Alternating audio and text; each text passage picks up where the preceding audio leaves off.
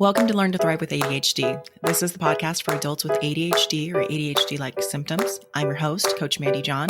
I'm here to make your life with ADHD easier. Let's get started.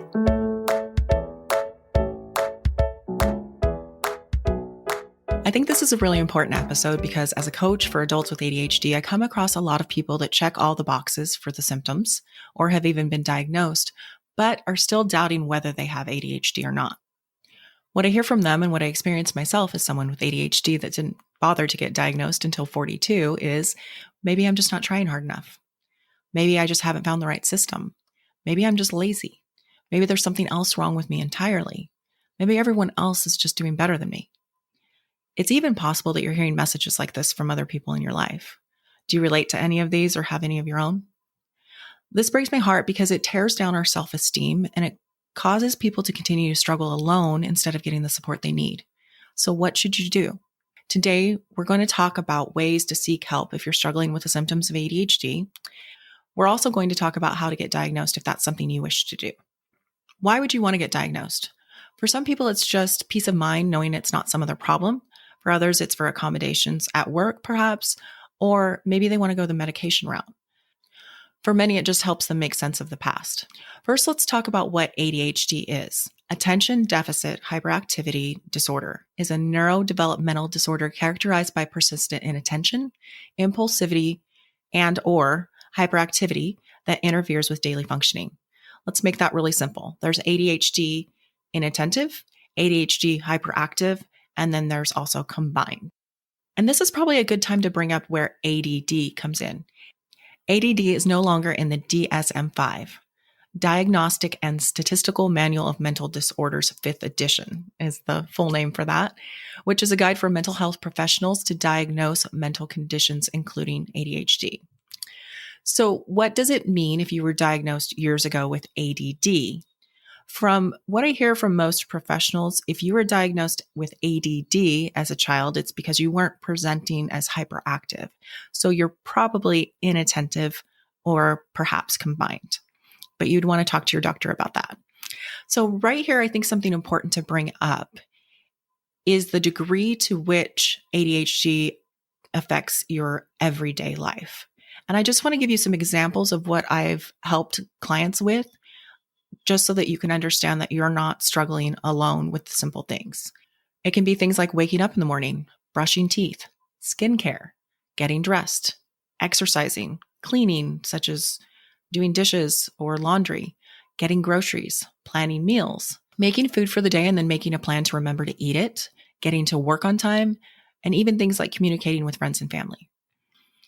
I could go on, but I think you get the picture. This affects our most basic tasks, and the shame around that for everyone is real. And I'm willing to bet that everyone hearing this that's dealing with ADHD symptoms struggles with several of the items on this list. I say that because I really want to normalize that these things are a problem. What I've heard from so many of my clients is I should just be able to do these things. I always say that should and shame are married. You bring in one, you get the other. The sooner that we can normalize that this is a problem for people, the sooner that we can move past the shame and move into problem solving. There are several ways that we can do this, and that will be a topic for a future episode, I promise. If you suspect you have ADHD and want to get an assessment and diagnosis, who do you go to? In the US, at least, and my friends in other countries can let me know how this works for them, but in the US, you go to a psychologist, psychiatrist, or you can go to a general practitioner. I know in the UK, they tend to have a long wait to be assessed in many cases. That's where many come into coaching while they're waiting, because sometimes the wait can be as long as 5 years. And they want to do something to help themselves now. So if you're thinking of getting diagnosed and you're in the UK, I would suggest getting started as soon as possible. Your doctor might do a clinical interview. They will ask you questions, get your medical history, family history, childhood experiences, symptoms, and your daily functioning. There might be rating scales. You might be asked to complete questionnaires or checklists that evaluate ADHD symptoms and related impairments. They might also have family, friends, or coworkers complete these about what they observe about you. There might be a medical examination, a physical exam, and a medical history to help rule out other causes of your symptoms, such as sleep disorders, thyroid issues, or neurological conditions. Psychological testing. Additional tests might be conducted to assess cognitive functioning, learning abilities, or other factors that could be relevant to your situation. The reason these evaluations are so thorough is that ADHD symptoms can overlap with other conditions like anxiety, depression, bipolar disorder, or learning disabilities.